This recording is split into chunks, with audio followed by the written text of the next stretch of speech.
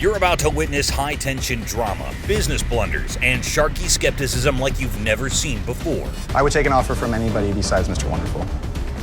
You.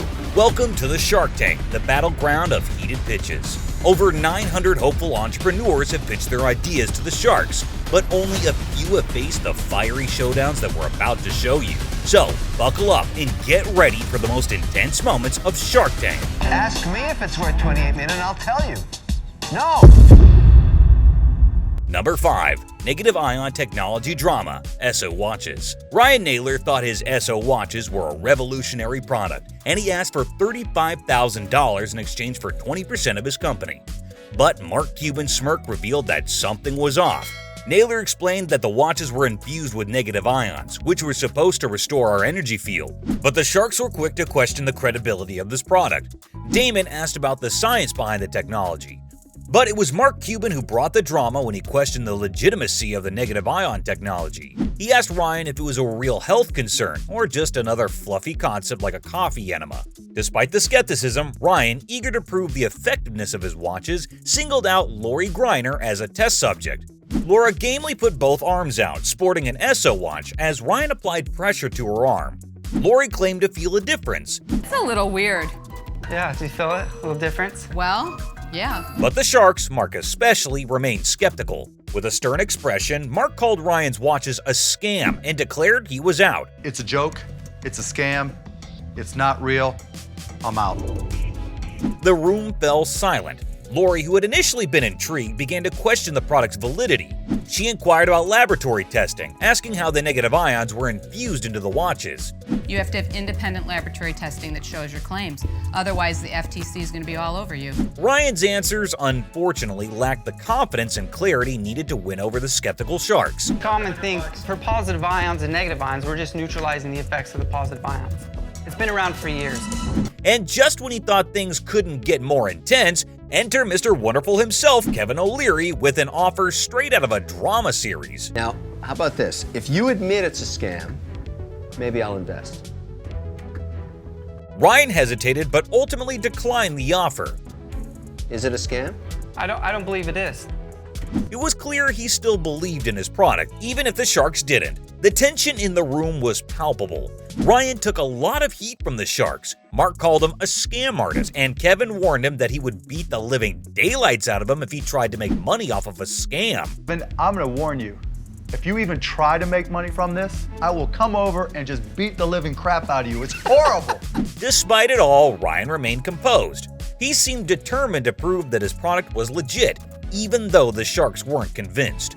Ryan walked out of the Shark Tank empty-handed. The world may never know if ESSO watches are a revolutionary product or just another scam.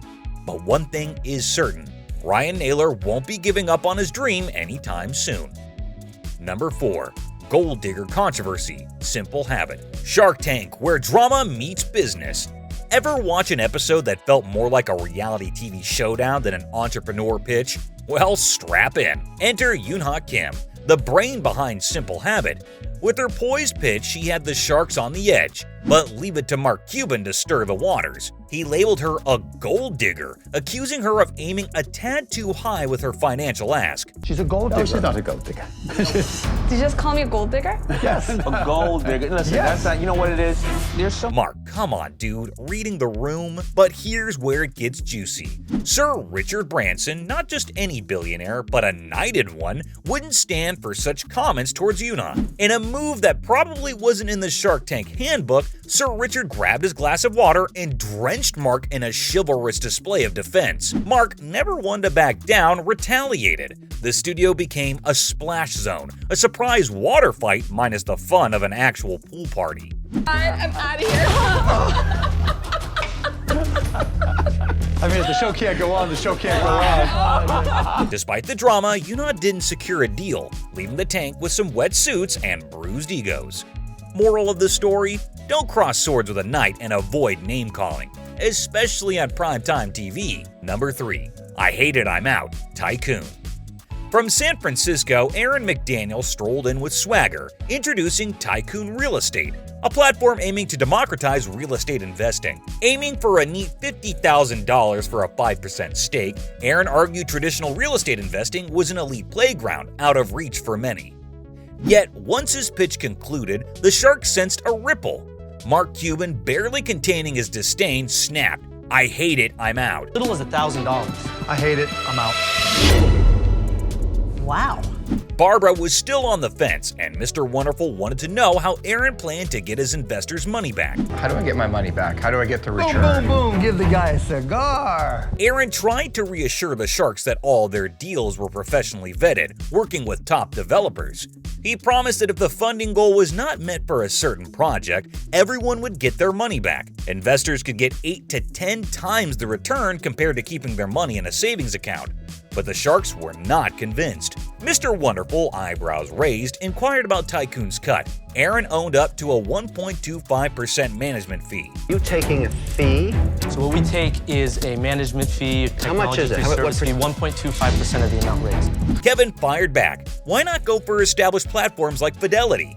They offer real estate trust, diversification, tangible liquidity, and an appealing 4.5% yield. Aaron, attempting defense, argued that such platforms lack the allure. Kevin countered, stressing the deep bond people have with their hard-earned savings. Barbara then expressed concern about the risk and liquidity of crowdfunding-based investments like Tycoon. She warned him that people who need liquidity after investing may lose. In the end, Tycoon's lack of proven success and high risk led to its rejection by most of the sharks. A turbulent pitch it was. Aaron exited dealless. Lesson? On Shark Tank, always bring your A game. Sharks have a knack for smelling rotten fish. Number 2. Shocking pitch, Pavlok. In another high-stakes episode of Shark Tank, the atmosphere got electric when Manish Sethi, hailing from Boston, presented Pavlok. This isn't a new dance craze or exotic bird. It's a wearable that jolts you, literally to help break bad habits. Pavlok, the first wearable that doesn't just track what you do, but actually changes what you do. Pavlok helps you become aware by alerting you when you do behaviors you'd like to reduce. Sethi boldly requested $500,000, but offered just 3.14% equity in Pavlok. What really sparked interest was his audacious claim. Pavlok not only tracks, but fundamentally alters behavior. Then simply press the button, and Pavlok releases a mild electric sensation that helps you reduce cravings. Sethi's inspiration stemmed from his severe attention deficit disorder. His unique solution? Hiring someone to slap him whenever he drifted to Facebook, a testament to a radical self-discipline. His methodology worked and inspired a viral blog post, eventually leading to Pavlok's inception. I hired someone to sit down next to me and slap me in the face every time I went on Facebook. Nice. And I wrote a blog Why post not? about it. Seriously? Yeah, it's a cool video. And the blog post went insanely viral. The sharks were skeptical about Pavlok, and Mark called the idea nonsense across the board. As Robert pointed out, if individuals lack the discipline to buzz themselves, they may not have the discipline to stop their bad habits. Where it falls down for me is if I have the discipline to buzz myself, do I not have the discipline to stop? But hey, if you're willing to shock yourself every time you reach for a snack, then go ahead and give it a try. Just don't say you weren't warned about the potential consequences. Number 1. Unclear Proposition, minuscule. When Nashville entrepreneurs Barrett Jocks and Carmichael took the Shark Tank stage to pitch Minuscule, they were set for a stark reality check. Seeking $500,000 in exchange for a 20% equity stake, the duo emphasized the urgent need for their science-driven solution to tackle obesity and related health issues. 45 million Americans go on a diet each year, but the fact that 70% of adults are either obese or overweight means that something's not working. Minuscule is marketed as both a snack bar and a diet tablet, featuring CoLeave, a proprietary blend sourced from fermented tea designed to block fat absorption. CoLeave is a proprietary, all-natural blend coming from fermented tea. That's our trade secret. Their pitch started on a strong note, spotlighting the alarming rise in obesity rates. However, it quickly lost traction as the sharks questioned the product's uniqueness, given the saturated market of similar offerings.